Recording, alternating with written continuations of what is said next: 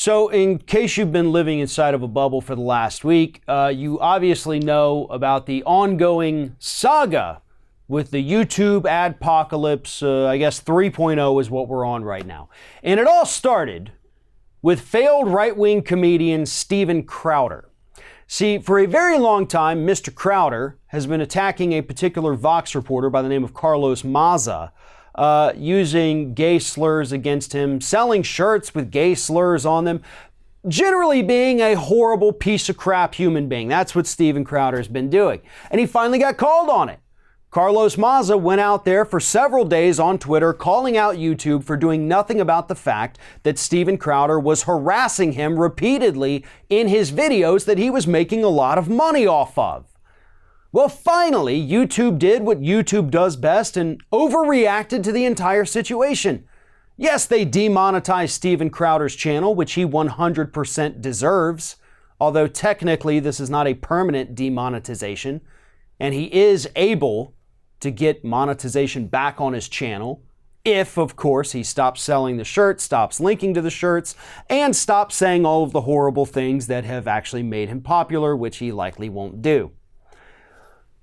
But in the crossfire, YouTube, as I pointed out, overreacted. So they're just starting to demonetize everybody once again. And the problem with this is that you have a lot of great voices on the left. People who call out Republican hate, Republican hypocrisy, endless wars, unjustifiable wars. All of those people are now also being demonetized because apparently those are topics you're also not allowed to discuss on YouTube. And to be honest, a lot of that has been going on for a long time. For example, if we do a video, if you mention racism, terrorism, hell, if you mention the opioid crisis, if you mention Syria or Yemen or Saudi Arabia, guess what? You're going to get demonetized. And I'm willing to bet that just by saying those words right now, this video will likely end up being demonetized. But again, you've got people who basically depend on this for their livelihood, out there calling out right-wing hate and hypocrisy, and their videos are being demonetized, their channels are being demonetized, and that's not fair to them. You know, this algorithm has swept them up. Even though they're not promoting these horrible ideas, they're calling it out. They deserve better. Steven Crowder, on the other hand, 100% deserves to be demonetized. And to go ahead and counter the argument, no, nobody is censoring him. Nobody has said, Steven Crowder, we're deleting your channel. He is still allowed to put up his hate-filled videos all day, every day. He hasn't been silenced in any way. It's just YouTube saying you're not going to be able to profit off of your hatred. We all have a right to free speech, right? But none of us, nowhere in any law in this country is it written that we have a right to profit off hateful speech. And that's what Steven Crowder is starting to realize. And I think that's what a lot of people in this country need to realize about this. Yeah, we have freedom of speech. We don't have freedom to profit off of that speech, regardless of what that speech is. But therein lies the other problem. For those of us who depend on YouTube, that's our platform, that's where we post our videos, that's where we make our money, and I'm using we collectively, that's a very bad business model. I'm sorry to say that, but it truly is. We're depending, all these other folks are depending on a website that they have no control over, that they do not own, that they have no say in, that is, subject to change their algorithms or their rules on a whim. They're depending on them to host their videos and send them money from the ad revenue.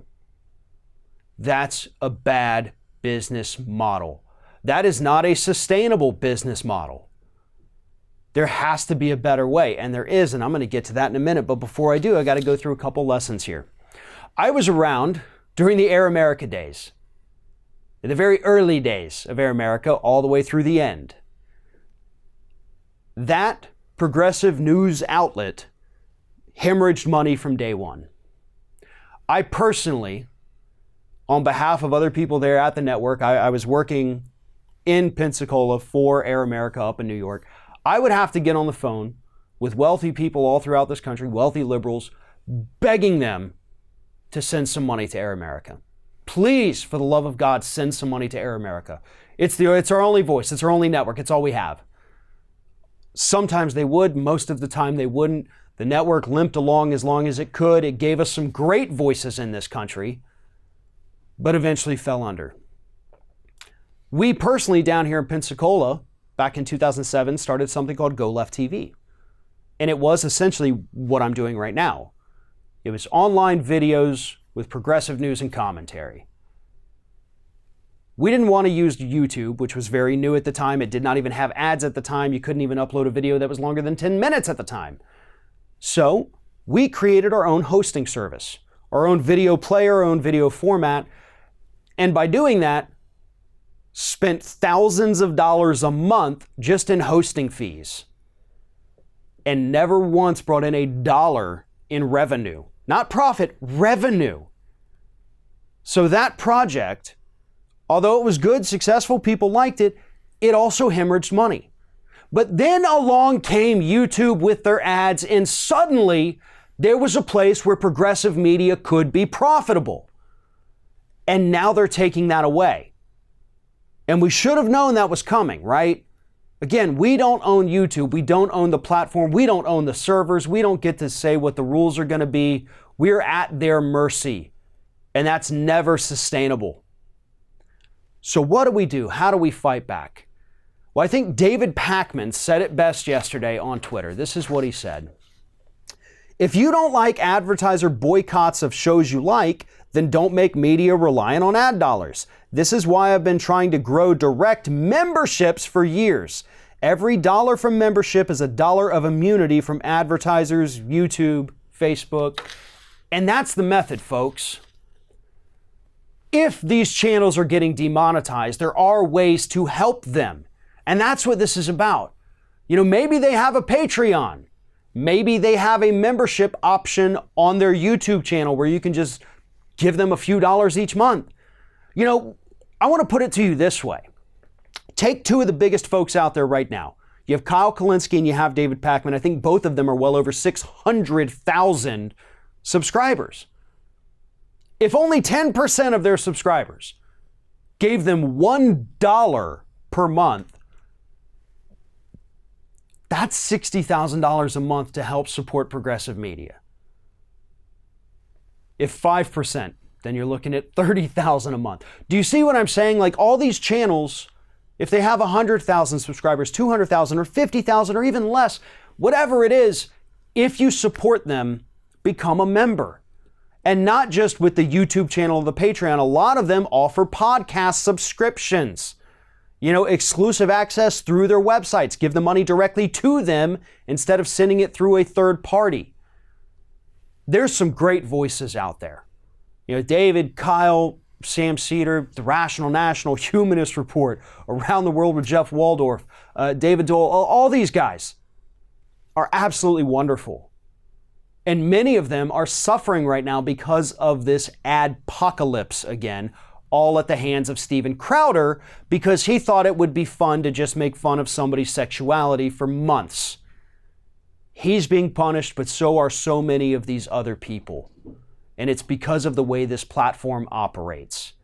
And unfortunately, we can't fix the platform. We can only change how we support progressive media. You know, we said this back in the Air America days. We said it back in the Go Left days. We said it during the Ring of Fire radio days. And we're saying it again now. If you want progressive media to survive, it's up to you to help keep it alive. Thanks for watching, everybody. And don't forget, if you like what you see here, like, comment, share, and subscribe to our channel. And now you can also become a member of Ring of Fire and get exclusive early access to certain Ring of Fire videos all throughout the week. Just click on the little join button right below the video.